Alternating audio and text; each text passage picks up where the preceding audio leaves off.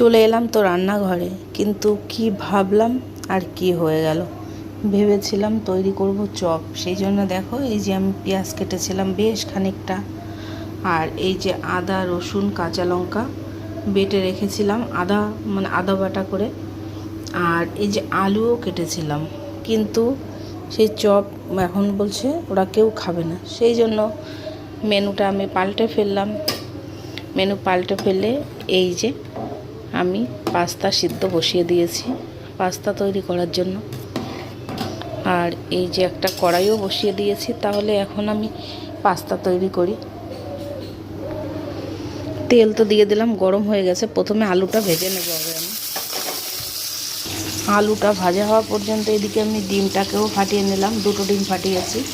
এই যে আলু ভাজা হচ্ছে, আর এইদিকে এই যে পাস্তা সিদ্ধ হচ্ছে। ঠিক আছে।